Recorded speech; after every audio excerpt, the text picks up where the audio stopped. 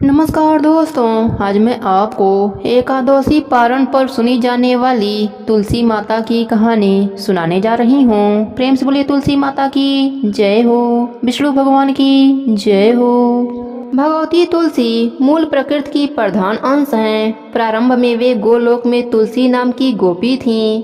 भगवान के चरणों में उनका अतिशय प्रेम था। रासलीला में उनकी श्री कृष्ण के प्रति अनुरक्ति देखकर राधा जी ने कुपित होकर उन्हें मानव योनि में जन्म लेने का श्राप दे दिया। इससे वे भारतवर्ष में राजा धर्मध्वज की पुत्री हुईं। गोलोक में सुदामा नाम का एक गोप था। भगवान श्री कृष्ण का मुख्य पार्षद था। उसे भी किसी कारण से क्रोधित होकर राधा जी ने दानव योनि में जन्म लेने का श्राप दे दिया। उनके श्राप से अगले जन्म में वह सुदामा शंखचूड़ दानव बना। ब्रह्मा जी के प्रेरणा से भगवती तुलसी का शंखचूड़ दानव से गंधर्व विवाह संपन्न हुआ। ब्रह्मा जी का वरदान प्राप्त कर उस दानव राज ने अपने पराक्रम द्वारा देवताओं को स्वर्ग से निष्कासित कर उस पर अपना अधिकार कर लिया। देवगण एकत्र होकर भगवान विष्णु के शरण में गए। भगवान विष्णु जी ने देवताओं को शंखचूड़ के जन्म एवं वरदान आदि की सब कथा सुनाई तथा उसकी मृत्यु का उपाय बताते हुए उसे मारने के लिए भगवान शंकर को एक त्रिशूल प्रदान किया तथा यह भी बताया कि तुलसी का सतीत्व नष्ट होने पर ही उसकी मृत्यु संभव हो सकेगी। इसका भी आश्वासन भगवान विष्णु ने देवताओं को दिया। अपने कहे अनुसार भगवान श्री विष्णु ने छल पूर्वक तुलसी का सतीत्व नष्ट किया। उधर भगवान शंकर ने त्रिशूल द्वारा शंखचूड़ का वध कर डाला। पतिव्रता तुलसी को भगवान के द्वारा छल पूर्वक अपना सतीत्व नष्ट करने की जानकारी हुई तो अत्यंत शोक होकर उसने भगवान को पसार होने का श्राप दे दिया। तुलसी की कारुणिक अवस्था को देखकर उसे समझाते हुए भगवान ने कहा, हे भद्रे, तुमने मेरे लिए बहुत समय तक तपस्या किया था। साथ ही इस शंखचूड़ ने भी तुम्हारे लिए दीर्घ समय तक तपस्या की थी। तुम्हें पत्नी रूप में प्राप्त करने के बाद अंत में वह गोलोक चला गया। अब मैं तुम्हें तुम्हारी तपस्या का फल प्रदान करना उचित समझता हूँ। तुम्हारा यह शरीर गंडकी नदी के रूप में प्रसिद्ध होगा। तुम्हारा केश समूह पूर्ण वृक्ष के रूप में प्रकट होगा जो तुलसी नाम से प्रसिद्ध होगा। देव पूजन में प्रयुक्त होने वाले समस्त पुष्पों और पत्तों में तुलसी की प्रधानता होगी। सभी लोकों में निरंतर तुम मेरे सानिध्य में रहोगी। मैं भी तुम्हारे श्राप से पाषाण बनकर गंडकी नदी के तट के समीप निवास करूंगा। चारों वेदों को पढ़ने तथा तपस्या करने से जो पुण्य प्राप्त होता है वह पुण्य शालिग्राम शिला के पूजन से सुलभ हो जाता है। उसी समय तुलसी के शरीर से गंडकी नदी उत्पन्न हुई और भगवान श्री हरि उसी के तट पर मनुष्यों के लिए पुण्य फल देने वाले शालिग्राम बन गए। ब्रह्मा जी कहते हैं कि यदि तुलसी के आधे पत्ते से भी प्रतिदिन भक्ति पूर्वक भगवान की पूजा की जाए तो भी वे स्वयं आकर दर्शन देते हैं। अपनी लगाई हुई तुलसी जितना ही अपने मूल का विस्तार करती है उतने ही सहस्त्र युगों तक मनुष्य ब्रह्मलोक में प्रतिष्ठित होता है। यदि कोई तुलसी को संयुक्त जल से स्नान कराता है तो वह सब पापों से मुक्त हो भगवान विष्णु के लोक में आनंद का अनुभव करता है। जो व्यक्ति तुलसी का संग्रह करता है और लगातार तुलसी का वन तैयार करता रहता है वह उतने ही पाप मुक्त हो ब्रह्म भाव को प्राप्त हो जाता है। जिसके घर में तुलसी का बगीचा विद्यमान है उसका वह घर तीर्थ के समान है। वहाँ यमराज के दूत नहीं जाते। तुलसी वन सब पापों को नष्ट करने वाला पुण्यमय कामनाओं को देने वाला है। जो श्रेष्ठ मानव तुलसी का बगीचा लगाते हैं वे यमराज को नहीं देखते। जो मनुष्य तुलसी माला धारण करते हैं पाप उसके शरीर का स्पर्श नहीं करता है। जहाँ तुलसी वन की छाया होती है वहीं पितरों की तृप्ति के लिए श्राद्ध करना चाहिए। जो प्रतिदिन आदर पूर्वक तुलसी की महिमा सुनता है वह सब पापों से मुक्त हो विष्णु लोक को जाता है। प्रेम से बोली तुलसी माता की जय हो, विष्णु भगवान की जय हो। एक समय की बात है, एक गांव में एक ब्राह्मण और ब्राह्मणी रहते थे। उनके कोई भी संतान न थी। ब्राह्मण नित्य नियम से सुबह नदी में स्नान करने जाया करते थे और घर आकर पूजा पाठ करते थे। एक दिन ब्राह्मण नदी स्नान करने के बाद जाने लगे तो पीछे से किसी ने आवाज दी, बाबा मैं भी आऊं। उस ब्राह्मण ने पीछे मुड़कर देखा पर वहाँ कोई नहीं था। फिर से चले तो फिर से आवाज आई, बाबा मैं भी चलूं। ब्राह्मण ने सोचा कोई दिखाई तो दे नहीं रहा है, बुला कौन रहा है। फिर ब्राह्मण ने कहा भूत प्रेत हो तो मत आना, कोई देव हो तो आना। इतने में एक छोटी सी कन्या आई और बोली बाबा मैं आपके घर आऊंगी। ब्राह्मण ने अंगुली पकड़ाई और उसे घर लेकर आ गए। घर आने पर उसकी स्त्री बोली यह कन्या किसकी है। वह कन्या बोली माँ मैं तेरी हूँ। ब्राह्मणी ने ब्राह्मण से पूछा क्या बात है। ब्राह्मण ने सारी बात बताई। उन दोनों ने उसे बेटी कहकर पुकारा। वह दोनों पति पत्नी खुश हुए और बोले इसका क्या नाम रखें। ब्राह्मण बोला इसका नाम तुलसी रख देते हैं, यह हमारे आंगन की तुलसी है। अब तुलसी खेलने कूदने लगी। माता पिता भी उसे बड़ा प्रेम करते थे। वह बड़ी हुई तो माता पिता उसकी शादी की चिंता करने लगे। तब तुलसी बोली मेरी चिंता आप मत करो, मुझे तो स्वयं भगवान श्री हरि लेने आएंगे। आप लोग तैयारियां करो। शादी का मुहूर्त निकला। कार्तिक शुक्ल एकादशी के दिन तुलसी जी का विवाह शालिग्राम जी के साथ हो गया। जब तुलसी माता जाने लगी, उनके माता पिता रोने लगे बेटी हम तुम्हें कहाँ लेने आएंगे। तब तुलसी ने कहा माता पिता आप मेरी चिंता मत करना, मेरा ससुराल द्वारिका धाम है। आप जब याद करोगे तो मैं आ जाऊंगी। आप अपने आंगन में तुलसी लगाना, उससे मन को शांति मिलेगी। आंगन की तुलसी को आप सदा हरा रखना, उसकी पूजा अर्चना करते रहना। इतना कहकर तुलसी विदा हो गई। ब्राह्मण और ब्राह्मणी अपने आंगन की तुलसी की पूजा अर्चना करने लगे। कुछ दिनों के बाद ब्राह्मण और ब्राह्मणी की मृत्यु हो गई। उन्हें लेने विष्णु लोक का विमान आया और वह दोनों ब्राह्मण और ब्राह्मणी बैकुंठ धाम को चले गए। हे तुलसी माता जैसे आपने ब्राह्मण और ब्राह्मणी पर अपनी कृपा करी, वैसे ही अपने सभी भक्तों पर अपनी कृपा बनाए रखना। प्रेम से बोलिए तुलसी माता की जय हो, विष्णु भगवान की जय हो। बहुत पुरानी बात है। एक गांव में एक बुढ़िया माई रहती थी। वह नित्य नदी पर स्नान करती और तुलसी माता को सींचती और तुलसी माता से कहती हे तुलसी माता सबकी दाता मैं बिरला सींचूं, तू कर निस्तार मेरा। तुलसी माता सुहाग दे, लडुआ दे, पीताम्बर की धोती दे, मीठा मीठा ग्रास दे, बैकुंठ का वास दे, चटके की चाल दे, पटके की मौत दे, चंदन की गांठ दे, झालर की झंकार दे, साई का राज दे, दाल भात का जीवन दे, एकादश की मौत दे और कृष्णा की कांधा भी दे दे। बुढ़िया माई रोज तुलसी सींचने के बाद यही बात कहती थीं। उनकी बात सुनकर तुलसी माता सूखने लगीं। एक दिन भगवान हरि ने पूछा हे प्रिय इतनी औरतें तुम्हें सींचती हैं, मीठा भोग लगाती हैं, गीत सुनाती हैं, फिर भी तुम क्यों सूख रही हो। तब तुलसी माता ने कहा हे प्रभु एक बुढ़िया माई रोज मेरे पास आती हैं और रोज मुझसे यही सब बातें कहती हैं। मैं हर बात पूरी कर सकती हूँ, पर श्री हरि का कान्हा कहाँ से ला कर दूंगी।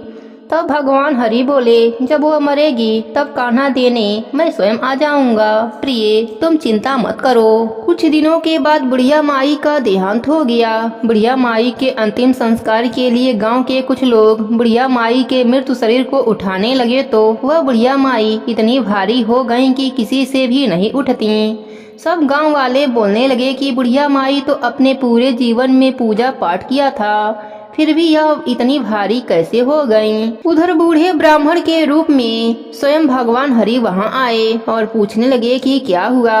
तब सभी कहने लगे बुढ़िया माई का शरीर उठ नहीं रहा है, लगता है यह पाप भी बहुत करती थीं, इसलिए यह मरने के बाद इतनी भारी हो गई हैं।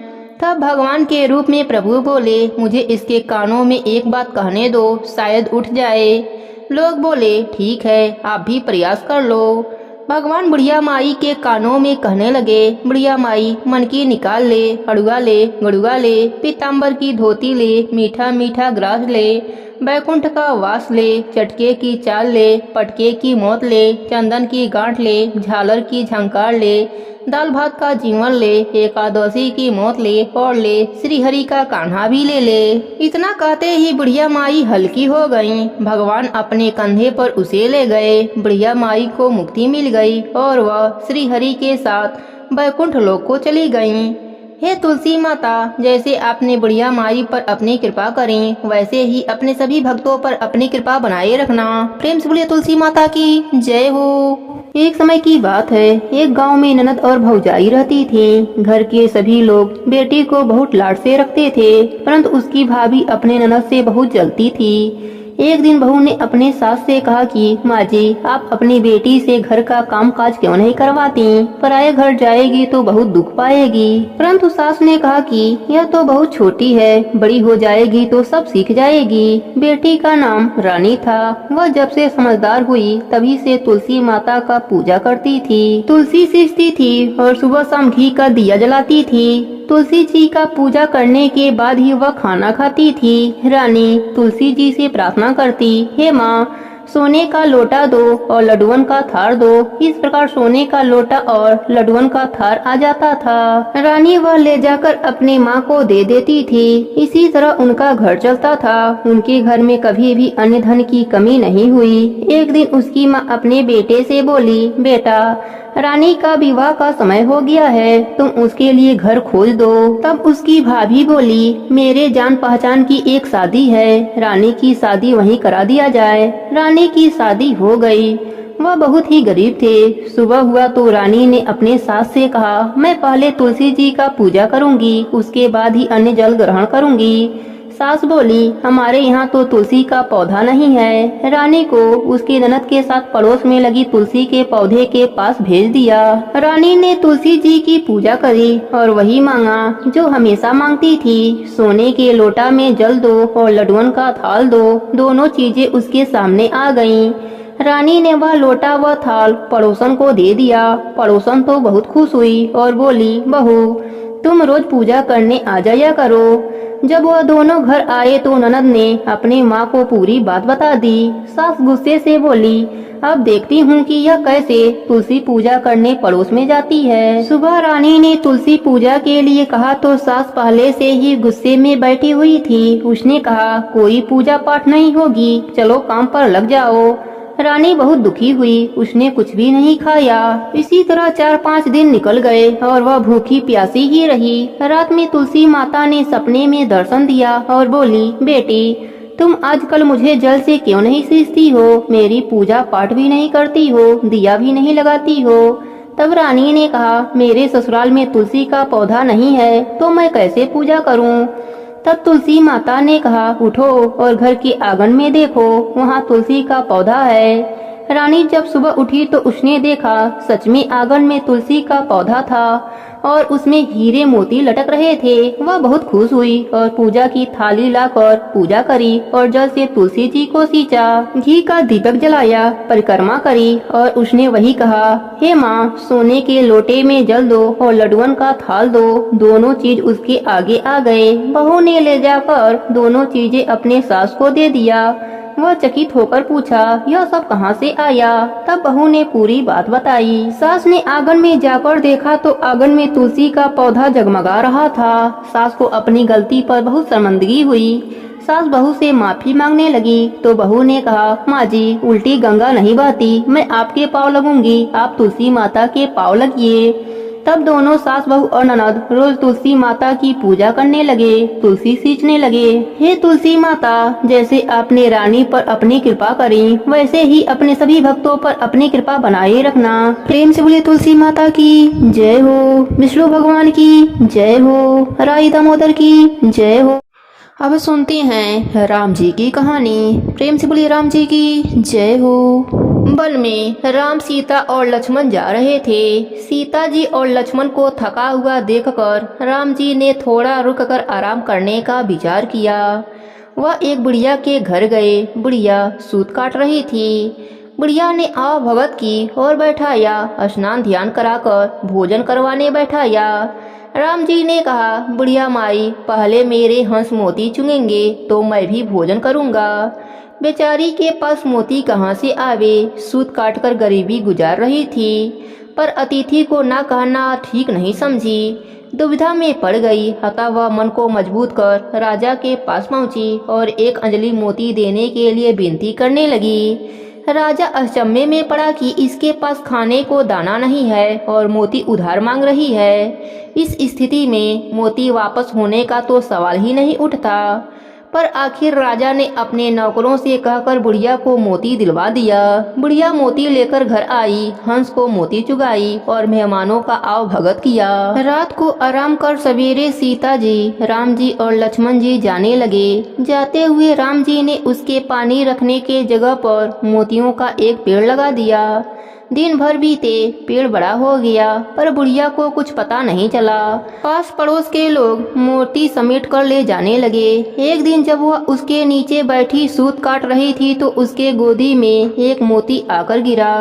बुढ़िया को तब ज्ञात हुआ। उसने जल्दी से मोती बांधे और वह किले की ओर चली। उसने मोती की पोटली राजा के सामने रख दिया। इतने सारे मोती देखकर राजा अचंभे में पड़ गया। उसके पूछने पर बुढ़िया ने राजा को सारी बात बताई। राजा के मन में लालच आ गया। वह बुढ़िया से मोती का पेड़ मांगने लगा। बुढ़िया ने कहा, आसपास के सभी लोग ले जाते हैं, आप भी चाहो तो आकर ले लो, मुझे क्या करना। राजा ने तुरंत पेड़ मंगवा लिया और अपने आंगन में लगवा दिया। तब राम जी की मर्जी से मोतियों के जगह कांटे हो गए और आते जाते लोगों के कपड़े फटने लगे। एक दिन रानी के पैर में कांटा चुभ गया और पीड़ा करने लगा। राजा ने पेड़ उठवाकर बुढ़िया के आंगन में वापस भिजवा दिया। राम जी की कृपा से वह पेड़ पहले की तरह मोती फड़ने लगे। बुढ़िया आराम से रहती और खूब मोतियों का दान करती।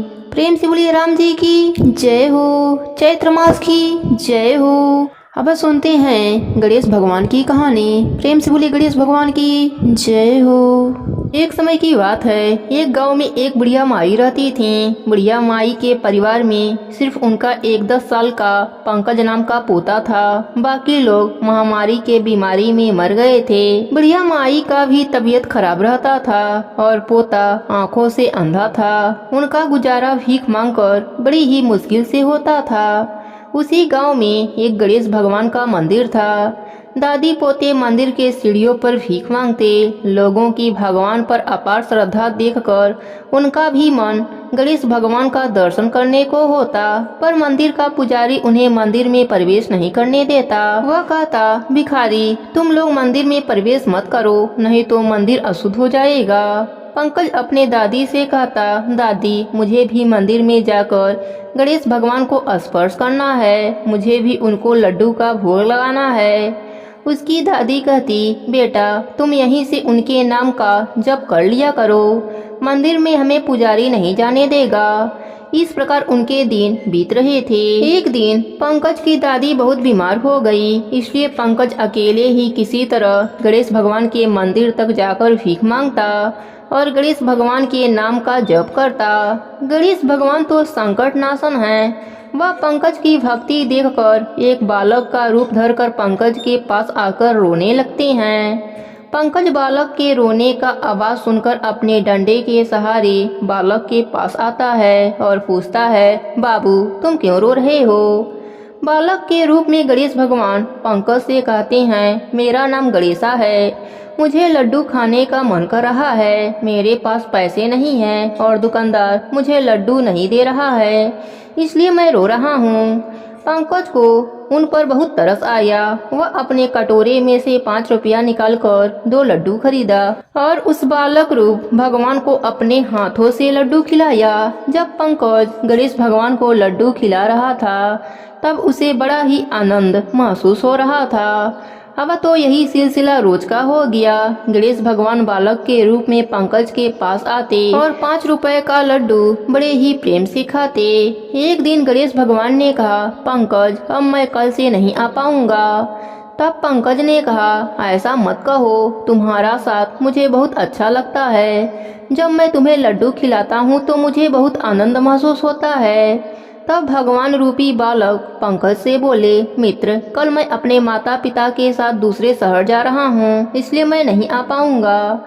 इतना सुनकर पंकज रोने लगा। तब भगवान रूपी बालक बोले, देखो मित्र रो मत, तुम मेरे माता पिता से बोलकर मुझे जाने से रोक सकते हो।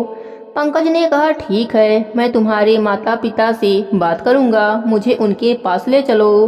गणेश भगवान प्रसन्न मुद्रा में उस पंकज का हाथ पकड़कर चलने लगे। चलते चलते गणेश भगवान पंकज का हाथ छोड़ दिया।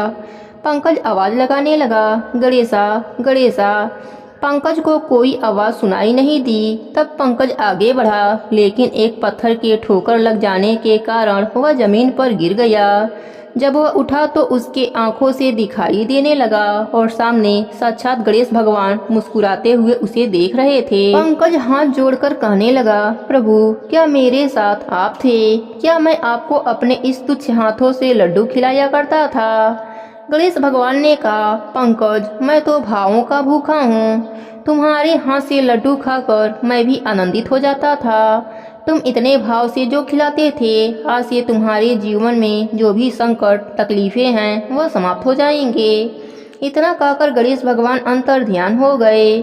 गणेश भगवान की कृपा से पंकज की दादी स्वस्थ हो गई। पंकज का घर अन्य धन से भर गया। पंकज के जीवन से गरीबी कोसों दूर चली गई। अब पंकज अपने दादी के साथ रोज गणेश भगवान के मंदिर में लड्डू का भोग लगाने लगा। अब तो पंडित जी भी उसे नहीं रोकते, क्योंकि अब वह भिखारी न रहा। गणेश भगवान की कृपा से पंकज के पास बड़े बड़े कारोबार हो गए। उसकी शादी सुशील सुंदर कन्या से हो गई। हे गणेश जी महाराज, जैसे आप दादी पोते पर कृपा करी, वैसे ही अपने सभी भक्तों पर अपनी कृपा बनाए रखना। प्रेम से बोलिए गणेश भगवान की जय हो, विष्णु भगवान की जय हो, तुलसी माता की जय हो।